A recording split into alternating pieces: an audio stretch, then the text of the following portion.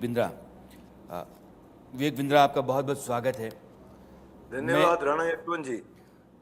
रतन टाटा के ज़रिए, उनकी ज़िंदगी की छोटी छोटी घटनाओं के ज़रिए हिंदुस्तान को ये बताना चाहता हूँ कि वो सिर्फ एक कारोबारी नहीं थे, वो सच्चे हिंदुस्तानी थे।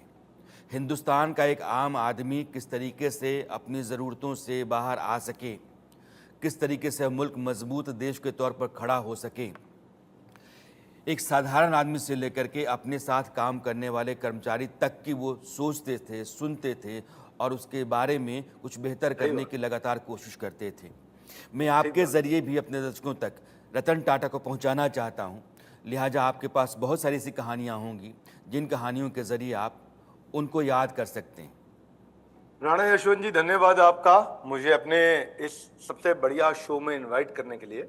और आप एक बहुत सम्मानित पत्रकार रहे, हमेशा इतना बढ़िया आपने प्रोग्राम अपना रन किया है। रतन टाटा जी, एक ठीक कहा आपने, ऐसे फिलैंथ्रोपिस्ट उनका नाम होना चाहिए, रतन दानवी टाटा। ऐसे फिलैंथ्रोपिस्ट थे, ऐसे इन्वेस्टर इंडस्ट्रियलिस्ट रहे। पहला पायलट वो बने देश में, फ्लाई F-16 उन्होंने उड़ाया था उस समय। 2000 में पद्म भूषण लिया, 2008 में पद्म विभूषण उनको मिला, उनको सम्मान मिला।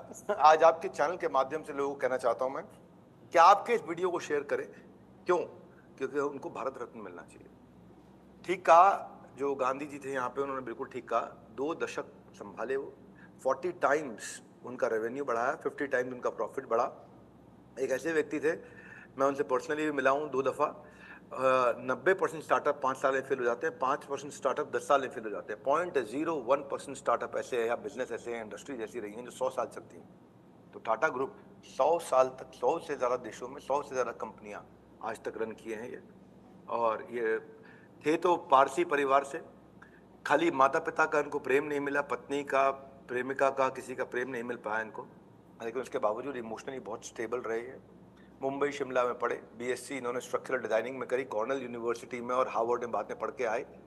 नवल टाटा और सुनी टाटा के पुत्र, ऐसे व्यक्ति। अपने समय में पैसा था, 50 सर्वेंट और स्कूल और रोल्स रॉयस और सब बढ़िया था, लेकिन उसके बावजूद ये मैं ज़रूर कहूँगा हमेशा कि प्रेम की इनके जीवन में कमी रही। ऐसा व्यक्ति जिन्होंने टेटली से लेके, कोरस ग्रुप से लेके, जैगुआर लैंड रोवर से लेकर के कितनी विदेशी कंपनियां देवू से लेके खरीदी, उन्होंने $6 बिलियन से $108 बिलियन तक ये पहुंचे।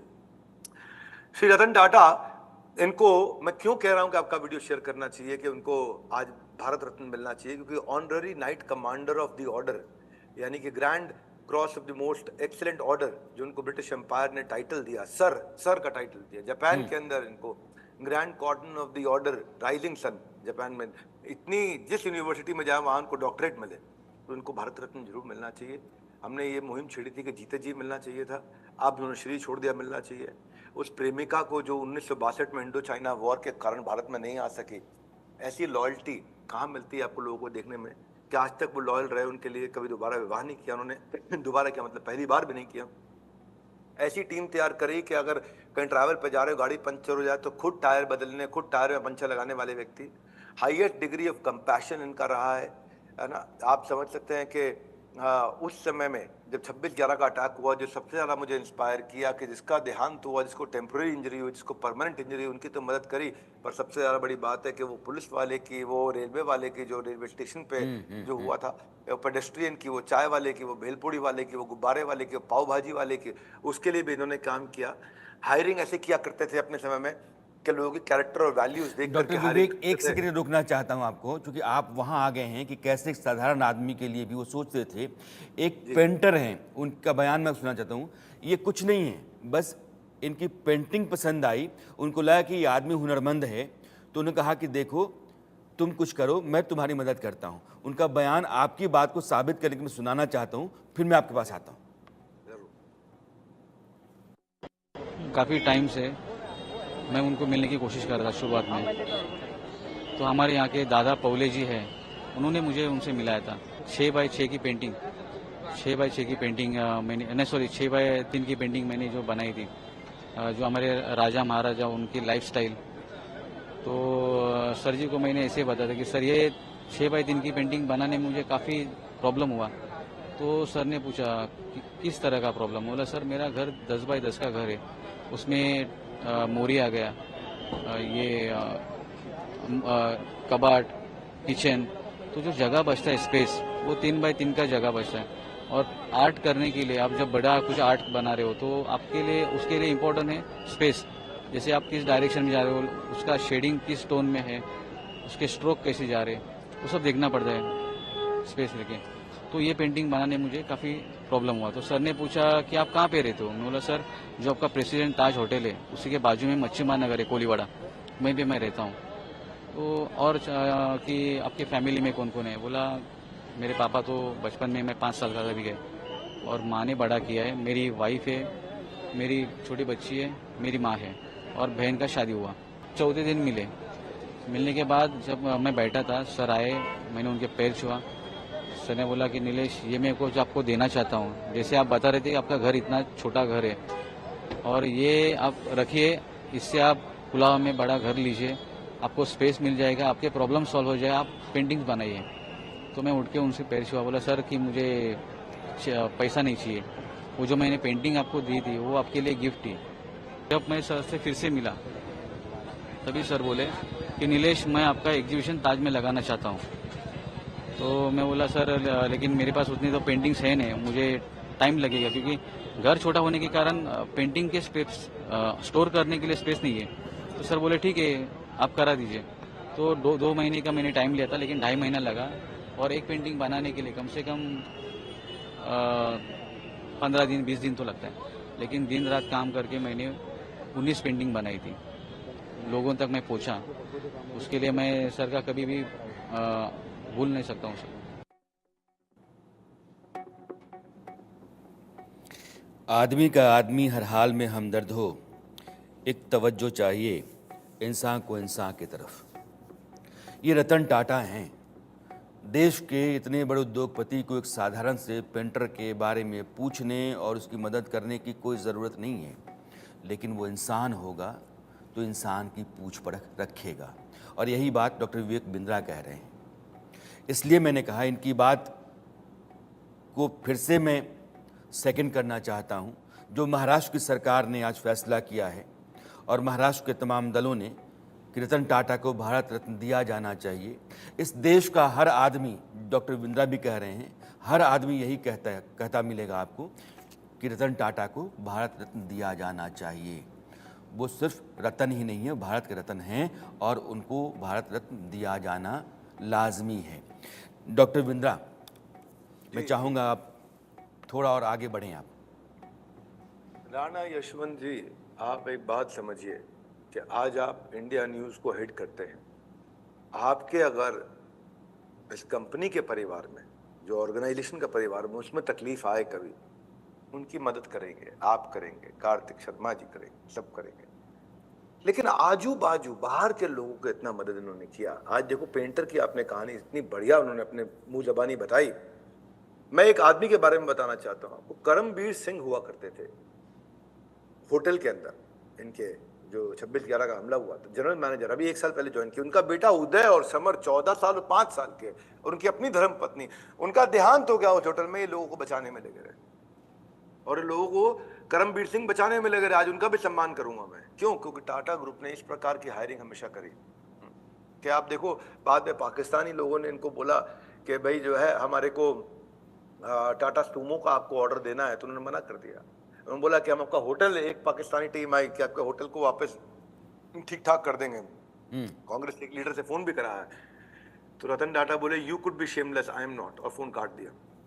ये ऐसे मैन ऑफ कमिटमेंट थे, ऐसे पीपल्स पर्सन थे कि अगर यूनियन के लोग जो है ना टाटा ग्रुप में कभी खड़े हो जाए, बैठ जाए कि हमको बोनस नहीं मिला, हमको ना मजदूर यूनियन जिंदाबाद, उनके साथ जमीन पे बैठ जाते थे कि मैं भी आपके साथ हूँ, तो मजदूर यूनियन जिंदाबाद। वो उसमें ऐसा हुआ कि साइकोलॉजिकल टर्न अराउंड हो गया सारी लेबर का, कि यार ये वर्कर्स जो है सारे के सारे बोले कि रतन टाटा तो हमारे साथ बैठे हैं, हम किसके लिए लड़ रहे हैं, किसके खिलाफ लड़ रहे हैं। वो बोनस भूल के फिर काम पे लग गए।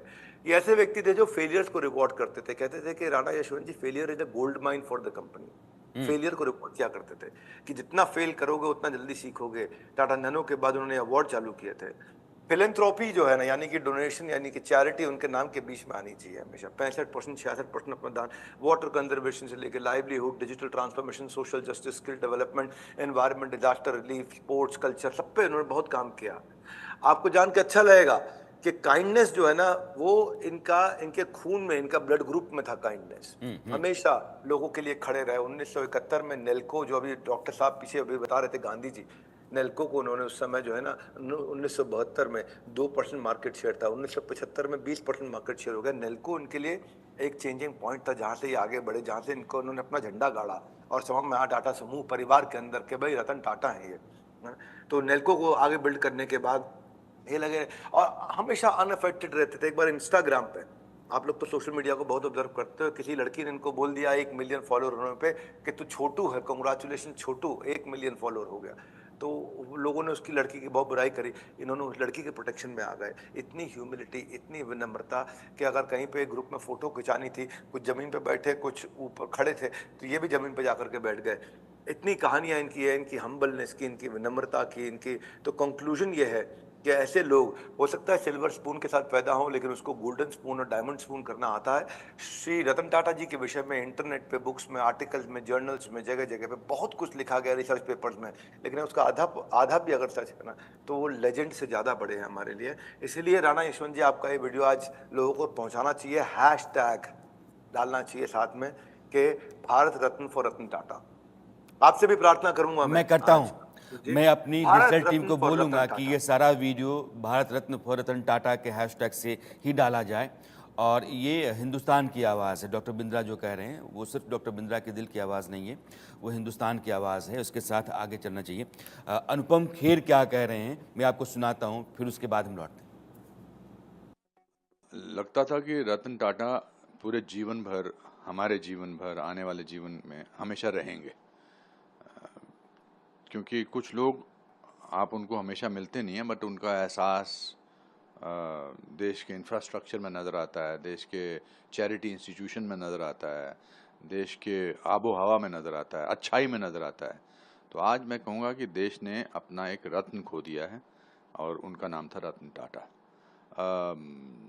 मेरी मुलाकात उनसे कुछ साल पहले लंदन में हुई थी। बकिंगम गेट में उनका एक ताज का होटल है, तो मुझे मिले थे और 5-7 मिनट तक बात करते रहे और फिर बोले कि आई लाइक योर कॉमेडीज़, आप I laugh when I see you sometimes, not very often but rarely I saw 1 or 2 comedies. But उसके अलावा आई थिंक किसी इंसान को अगर अपना आदर्श बनाना है तो उसमें रतन टाटा सबसे ऊपर नंबर पर आएंगे।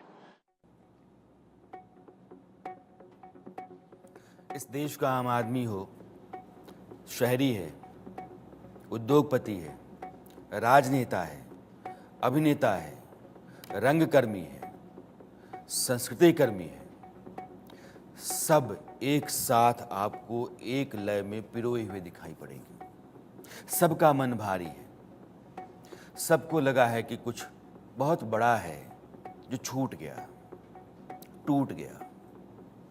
हिंदुस्तान का उस नगीने से रिश्ता टूटा है जिसको रतन टाटा कहते हैं। गांधी जी, आखिर मैंने पहली बार किसी उद्योगपति के साथ हिंदुस्तान के तमाम लोगों के जज्बाती रिश्ते को इस तरीके से महसूस किया है।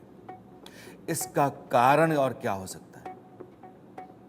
आप जो भी व्यक्ति उनसे मिले हैं तो उन्होंने एक खास एक चीज़ बहुत देखी है। मैंने कई से पूछा, उनके एम्प्लॉय से पूछा, तो वो कहते हैं कि इनके जो चेहरे पे सौम्यता है, लेकिन जब वो आपकी तरफ देखते हैं तो उनकी ऐसा लगता है जैसे उनकी आंखें आपकी अंतरात्मा को खोज रही हैं, आपकी अंतरात्मा को झकझोर रही हैं, कुछ निकालना चाह रही हैं। और उनकी खास बात ये है कि वो फोकस अपने पे रखना नहीं चाहते, वो चाहते हैं फोकस कहीं और हो, वो हो ह्यूमन रिसोर्स पे। चाहे उनके एम्प्लॉइज हैं, चाहे आम लोग हैं, वो किसी को भी नज़रअंदाज नहीं करते, लेकिन खुद को नज़रअंदाज रखते हैं। वो बिल्कुल एक ऐसे ढंग से रहते हैं और नेचुरल है कि उनका पास इतनी सारी उपलब्धियां हैं, तो फोकस लोगों का उनके ऊपर रहेगा। लेकिन आज जैसे जो है कि मैं खुद सोच रहा था कि मैं यहाँ पे क्यों हूँ, मैं आज मुंबई में क्यों नहीं हूँ। तो वो सब जो भावनाएं हैं वो सब जुड़ी हुई हैं। और मैं व्यक्तिगत रूप से भी मेरे घर में ही इंसिडेंट है कि जब मेरा बेटा आईएम से जब अभी फर्स्ट ईयर किया तो इंटर्नशिप के लिए टाटा स्टील में गया था, तो वहीं पर ही इनके पास मैसेज आ गया था कि हम आपको कंफर्म कर रहे हैं, आप जब कोर्स पूरा कर लेंगे तो आप टाटा स्टील ज्वाइन कर लीजिए। तो ये देखिए वो क्योंकि वो खेलता भी था और अच्छा स्टूडेंट भी था, ये बात अलग है कि वो अपना स्टार्टअप खोलना चाहता था, वो एक अलग बात है, उन्होंने ज्वाइन नहीं किया। लेकिन ये थी उनकी जो टैलेंट पहचानने की जो काबिलियत है दूसरे में, एक नज़र में पहचानते थे। जैसे जब मैंने पूछा कि एक इंडिविजुअल इंटरव्यू चाहिए तो बोले स्टिक टू फैक्ट्स, तो इंटरव्यू उन्होंने इंडिविजुअल इंटरव्यू ग्रांट नहीं किया। तो ये दर्शाता है कि वो खुद पे फोकस रखना नहीं चाहते, वो चाहते हैं कि दूसरी चीज़ों पर फोकस किया जाए, चाहे उनकी जो कंपनियां हैं उनके ऊपर या जो काम उन्होंने किया है उसके ऊपर। वो इंडिविजुअल अपनी पर्सनल लाइफ पर वो नहीं चाहते थे कि उनके एनेक्डोट्स उसमें शेयर किए जाएं किताब में, इसलिए आपको ना के बराबर मेरी पुस्तक में उनके एनेक्डोट्स मिलेंगे। तो एक छोटा सा वाकया मैं अपने दर्शकों के साथ साझा करना चाहता हूँ। जो गांधी जी कह रहे हैं, टाटा होना जो है वो एक प्रोसेस है, और टाटा हिंदुस्तान में एक ही हो सकता है। अपने कर्मचारियों को लेकर के वो जो सोचते थे वो कैसा था, क्या जुड़ाव लगाव था, इसकी ही वानगी है जो मैं आपको सुनाने जा रहा हूं। कितना स्नेह रखते थे कर्मचारियों को लेकर के, किसी से नहीं छुपा है।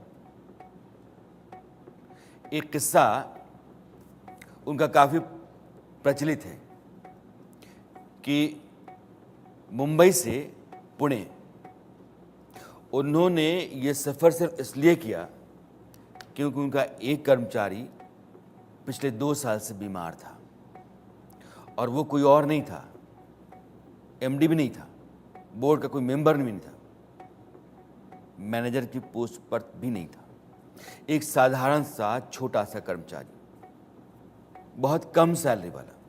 लेकिन रतन टाटा को जब उसकी हालत का पता चला तो उन्होंने बिना किसी को बताए मुंबई से पुणे जाने का फैसला किया, बिना किसी सुरक्षा और तामझाम के।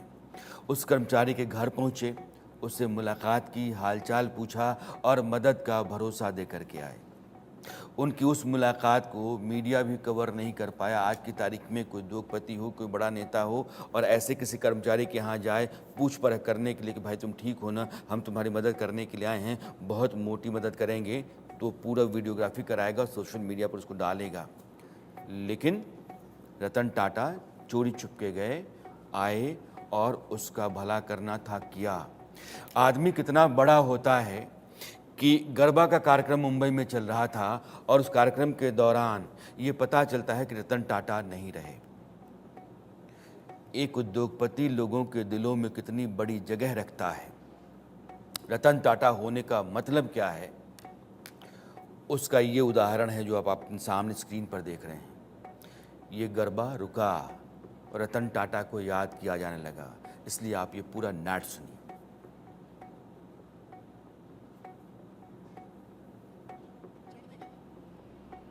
ਅੱਜ ਦਾ ਇਹ ਪ੍ਰੋਗਰਾਮ ਚੜ੍ਹਦੀ ਕਲਾ ਦੇ ਨਾਮ ਤੇ ਤੁਹਾਡੇ ਸਾਹਮਣੇ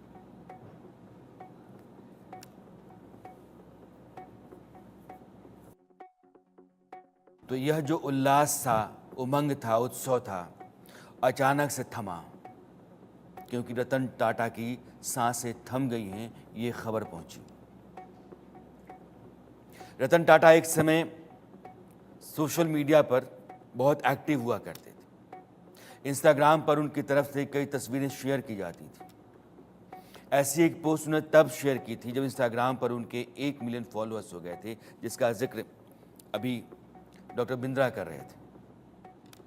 उन्होंने ज़मीन पर बैठी अपनी एक तस्वीर शेयर की और लोगों का शुक्रिया अदा किया।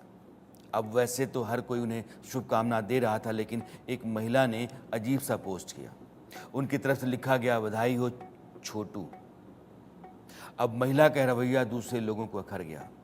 उन्होंने इसे टाटा के अपमान के साथ जोड़ा, उसे खूब फटकार लगाई, कहना चाहिए ट्रोल किया, लेकिन तब रतन टाटा ने एक कमेंट लिखा और सारे ट्रोल चुप हो गए। उन्होंने कहा कि मैं उस युवा महिला की तारीफ़ करता हूं कि उन्होंने अपने मन की बात कही। उम्मीद करता हूं कि वे आगे भी इसी तरह से लिखती रहेंगी। हमें नहीं भूलना चाहिए कि बच्चा तो हर किसी के अंदर होता है। ऐसे में इस महिला को सम्मान दीजिए, उनकी इज्जत कीजिए। जैसे गरबा की पूरी महफिल जो है वो अचानक